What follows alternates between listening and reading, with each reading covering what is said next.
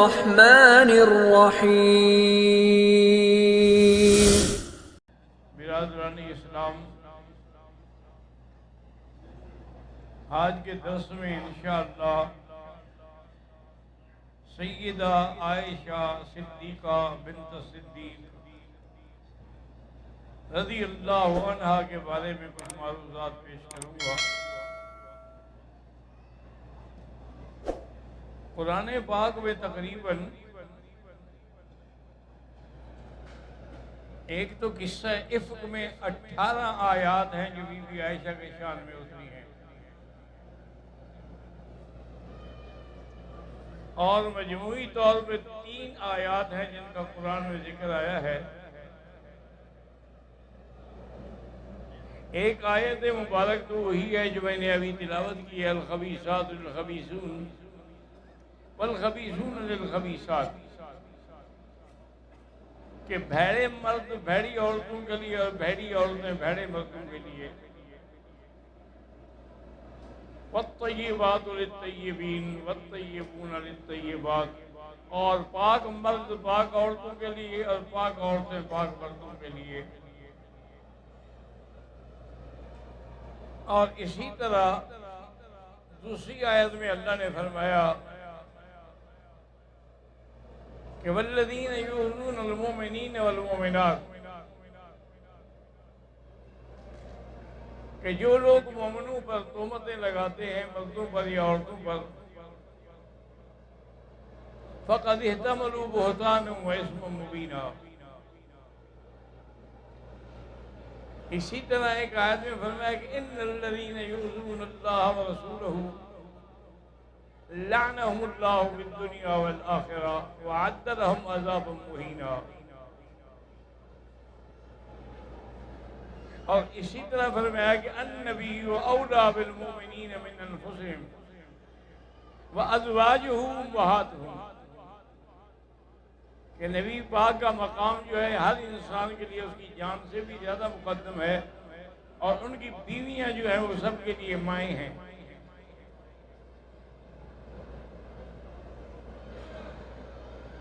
اور حضور صلی اللہ علیہ وسلم نے یہ بھی ارشاد فرمایا کہ مردوں میں تو بڑے کامل لوگ گزرے ہیں، کتنے انبیاء ہیں، کتنے صحابہ ہیں، لیکن عورتوں میں کامل جو ہے وہ صرف 2 گزری ہیں۔ ایک تو ہے بی بی مریم، اور ایک ہے آسیہ امرأۃ فرعون، حالانکہ وہ فرعون کی بیوی ہے، لیکن وہ دین پر اتنا پختی تھی اور اتنا مضبوط ہے عقیدے میں کہ فرعون بدبخت نے ان کے ہاتھوں میں کیلیں ٹھکوا دی، اور اوپر جو ہے بہت بڑا پتھر کھڑا کیا۔ مقصد یہ تھا کہ وہ پتھر ایسے گرایا جائے گا کہ وہ پس جائے گا۔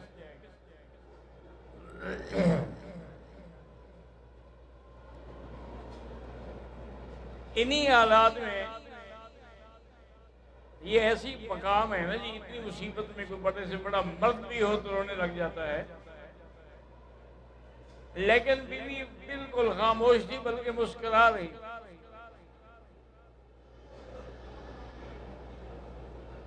فرعون نے کہا کہ یہ عجیب بات ہے کہ ان حالات میں بھی کوئی آدمی مسکراتا ہے۔ اصل میں بی بی اپنے اللہ سے دعا مانگ رہی تھی، رب ابن لی عندک بیتا فی الجنہ،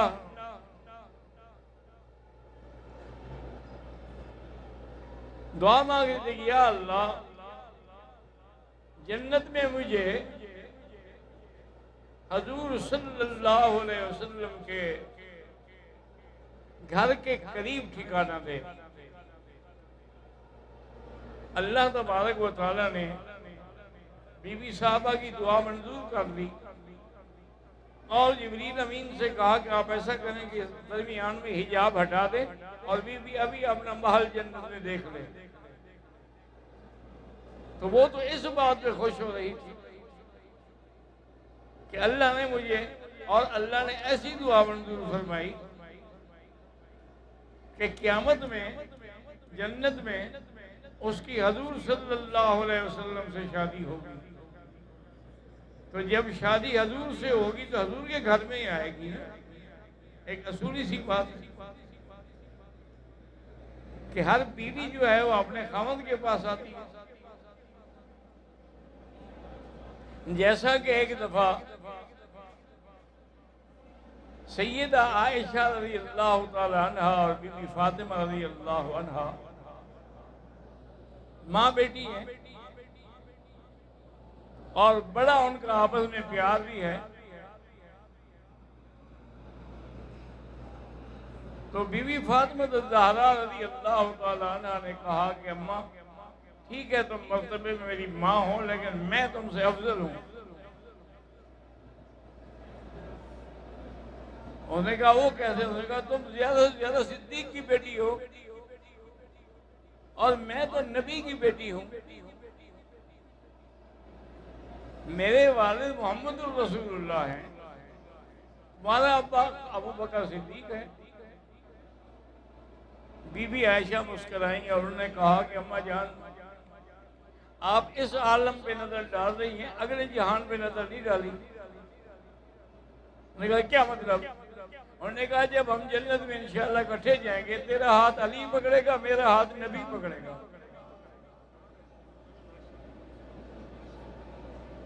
میں تو پھر علی کے گھر جاؤں گی نا. مجبور ہیں آپ، کیوں آپ اس کی بیوی ہیں، اور میں محمد مصطفیٰ کے گھر میں جاؤں گی. اب بتائیں کہ کون افضل ہے؟ یہ تو مخالفین نے ایک بہتان تراشے ہوئے ہیں کہ ان کے درمیان میں جھگڑے تھے. وہ تو پھر پیار تھا، محبت تھی، آپس میں بات مباحثہ ہوتا تھا.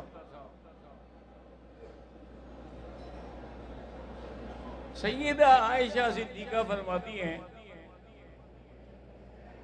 کہ حضور صلی اللہ علیہ وسلم جب باہر سفر کے لیے جاتے تھے تو اپنی بیویوں میں قرعہ ڈالتے تھے کہ کس کا قرعہ نکلتا ہے. ویسے مسئلہ سمجھ لیں، اللہ کا نبی پابند نہیں تھا قرعے کا. اللہ نے آپ کو کہا تھا کہ آپ کو اجازت جس کو چاہیں لے جائیں، لیکن یہ کمال تھا نبوت کا کہ یہ اجازت کے باوجود بھی احتیاط تھی. بی بی عائشہ فرماتی ہیں کہ قرعہ اندازی میں میرا نام نکل آیا تو سفر میں ہم تیار ہوئے. حضور صلی اللہ علیہ وسلم اپنا اونٹ مبارک جو ہے ہمیشہ میرے اونٹ کے قریب رکھتے تھے. ایک تو علامت محبت بھی تھی، دوسرا یہ تھا کہ نگرانی بھی تھی، تیسرا یہ تھا کہ جب کسی جگہ جا کے پڑاؤ ہوتا تھا اور آپ کا خیمہ لگتا تھا تو آپ فوری طور پر بیوی کے گھر میں چلے جاتے تھے. یہ جو سفر ہے یہ غزوہ بین المستلق کا سفر ہے. ایک کنواں تھا، اس کے نام سے یہ جگہ مشہور تھی. وہیں یہ جنگ ہونی تھی. لیکن منافقوں کو بھی پتا تھا کہ یہ جو جگہ ہے نا یہ اتنی طاقتور لوگ نہیں ہے کہ نبی کا مقابلہ کریں، لہذا وہ بھی ساتھ شامل ہو گئے. جہاں جنگ نہ کرنی پڑے، قربانی نہ دینی پڑے، پھر منافق بھی ساتھ ہوتا ہے. اور جہاں قربانی ہو پھر منافق ساتھ نہیں دیتے. اب دیکھیں جنگ احد میں 400 آدمی لے کر عبداللہ بن ابی جو تھا ہٹ گیا اور وہی شکست کا سبب بنا کہ مجاہدین کے آخر حوصلے ٹوٹ گئے. ابھی 400 آدمی جن کی فوج سے نکل جائے. اور بہانہ یہ بنایا جی ہم نے حضور سے کہا تھا کہ ہم مدینے میں رہیں، اگر مکے والے آ رہے ہیں محاصرہ کریں گے. کتنے دن بیٹھیں گے محاصرہ کر کے؟ ہم تو اپنے شہر میں ہوں گے، ہر چیز ہمارے پاس ہوگی. انہوں نے ہماری بات نہیں مانی. جب انہوں نے نہیں مانی تو ہم کیوں مانیں؟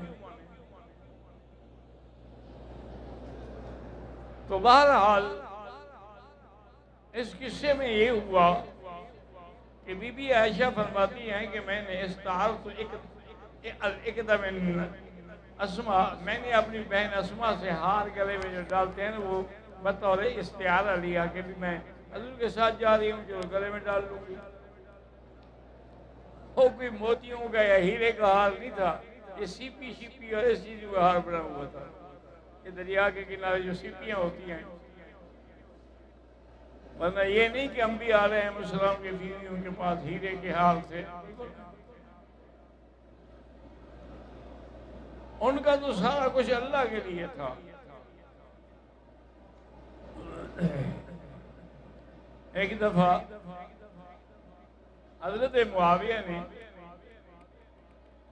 1,00,000 درہم اس زمانے میں بی بی عائشہ کو ہدیہ بھیجا، اور ساتھ اپنے اس آدمی سے بھی کہا کہ یہ تم ان کو دے دینا اور پھر وہیں رہنا، دیکھنا بی بی صاحبہ کیا کرتی ہے.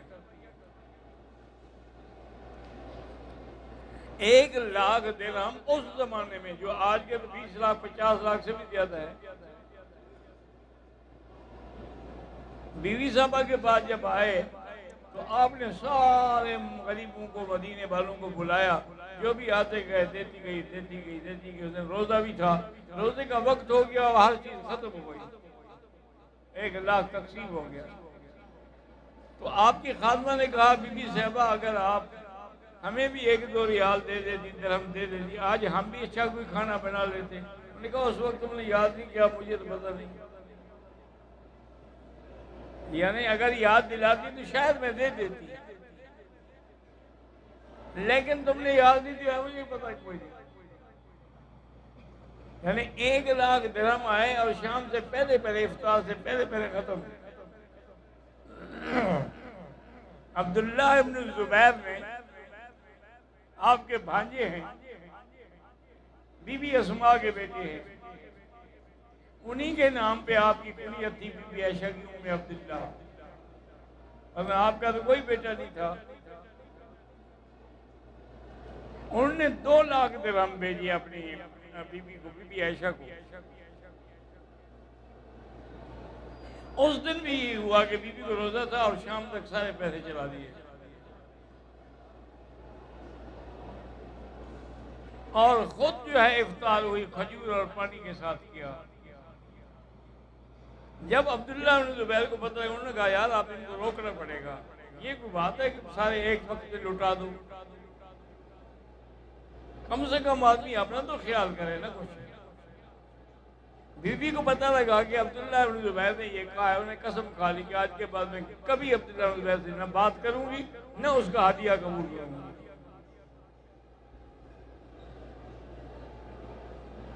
قسم کھا لی. بڑی مشکلوں کے بعد صحابیات نے، صحابہ نے کوششیں کی، بڑی مشکل کے ساتھ بی بی صاحبہ راضی ہوئیں اور قسم کو توڑ دیا، اور اس کے کفارے میں 20 غلام آزاد کیے.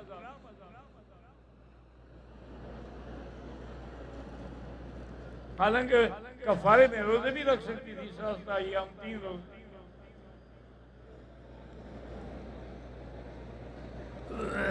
بی بی صاحبہ فرماتی ہیں کہ اصول یہ تھا کہ حضور صبح کا سفر جو ہے وہ جلدی کرتے تھے اندھیرے میں،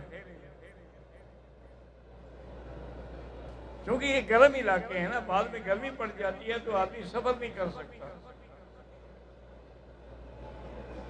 بھی فرماتی ہیں کہ میں اپنی حاجت انسانی کی قضاء کے لیے دور نکل گئی، اور جب میں وہاں سے فارغ ہوئی اتفاقاً خیال آیا تو میرا ہاتھ نہیں تھا، وہ راستے میں کہیں ٹوٹ گیا. بی بی صاحبہ فرماتی ہے کہ میں ڈھونڈتی رہی، دیر ہو گئی. اچھا بی بی صاحبہ چونکہ دبلی پتلی تھی اور عمر کتنا تھی، 6 سال میں نکاح ہوا، 9 سال کے میں شادی ہو گئی. 12-13 سال کی عمر کی دبلی پتلی لڑکی کا وزن کتنا ہوتا ہے، تو وہ آگے بیٹھ جاتی تھی اور اٹھانے والے محمل اٹھا کے اونٹ میں باندھ دیتے تھے. انہوں نے سمجھا بی بی بیٹھ گئی، ایک وزن تو تھا نہیں.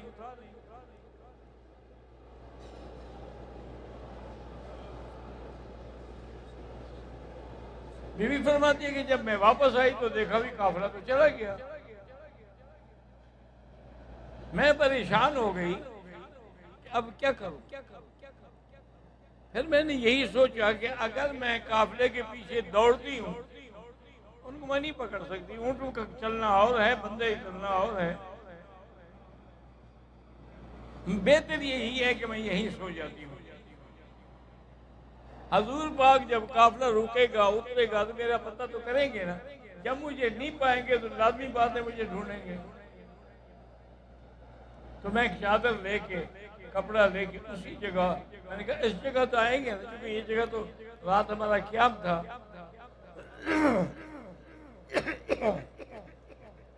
صفوان ابن المعطل السلمی ایک صحابی تھے جن کی ڈیوٹی یہ تھی کہ وہ ایک دن پیچھے چلتے تھے تاکہ اس مقام پہ آئیں کسی قافلے والے کی کوئی چیز رہ گئی ہو تو وہ لیتے آئیں. صفوان کہتے ہیں کہ میں گیا، میں نے دیکھا کہ کوئی آدمی سو رہا ہے. میں جب قریب کیا میری آواز آئی تو انہوں نے کپڑا اتارا تو بی بی عائشہ تھی. پردے سے پہلے میں ان کو دیکھ چکا تھا. تو میں نے فوراً پڑھا انا للہ و انا الیہ راجعون. اور میں نے اونٹ ساتھ بٹھا دیا اور ہٹ کے کھڑا ہو گیا. بی بی سمجھ گئی کہ مقصد ہے ان کا کہ میں اونٹ میں بیٹھ جاؤں. بی بی صاحبہ اونٹ میں بیٹھ گئی، میں نے محال پکڑی اور چل گیا. بی بی کہتی ہے واللہ میں نے صرف انا للہ کے علاوہ کچھ نہیں سنا اور نہ اس اللہ کے بندے نے پھر کوئی بات کی. وہ آگے چلتا رہا اور اسی اثناء میں جب قافلہ روکا گیا اور بی بی نہیں تھی تو دشمنوں کو، منافقین کو سب سے زیادہ عبداللہ ابن ابی ابن سلول کو موقع مل گیا. اس نے الزام لگا دیا. اس نے کہا یہ کیسے ہو سکتا ہے کہ ایک نوجوان عورت ہو، ایک نوجوان ہو، رات ہو، تنہائی ہو اور وہ پاک ہے. اب بی بی عائشہ کو تو کوئی پتہ نہیں ان باتوں کا کیا باتیں ہو رہی ہیں. حضور صلی اللہ علیہ وسلم نے بھی کوئی تحقیق نہیں، ان کو پتا تھا کہ صفوان بھی پاک ہے، بی بی بھی پاک ہے. تو قافلے کو حکم دیا کہ چلو بھائی. قافلہ چل پڑا. چلتے چلتے جب آپ مدینہ مکہ میں پہنچ گئے، اپنے گھر میں پہنچ گئے،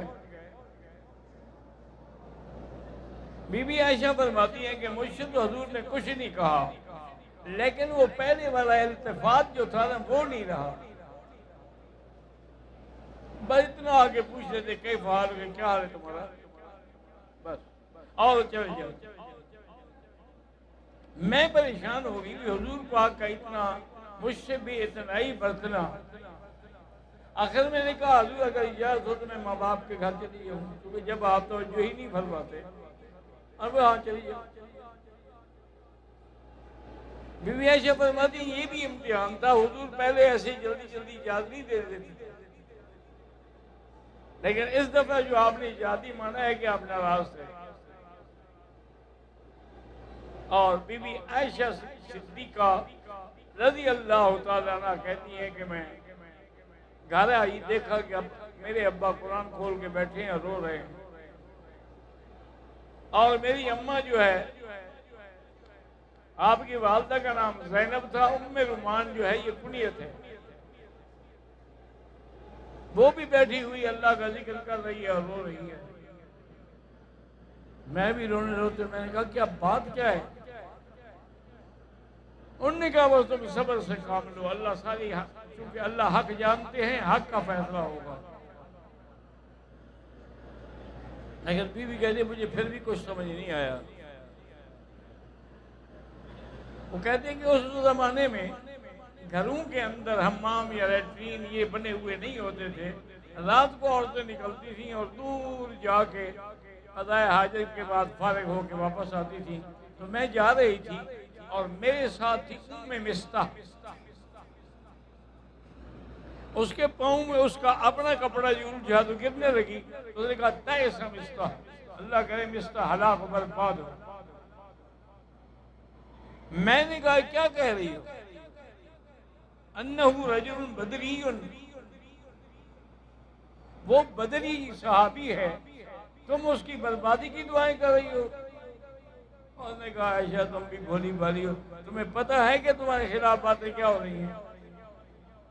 پھر مستح نے مجھے یہ سارا واقعہ سنایا، اور اس نے کہا بدقسمتی یہ ہے کہ میرا بیٹا بھی ان کے ساتھ شریک ہو گیا ہے تہمت لگانے میں، کیونکہ چند ایک صحابہ بھی جن میں حضرت مستح تھے اور اس کے بعد اسی طرح حضرت حسان تھے، یہ لوگ بھی تہمت لگانے والوں کی باتوں میں آ گئے۔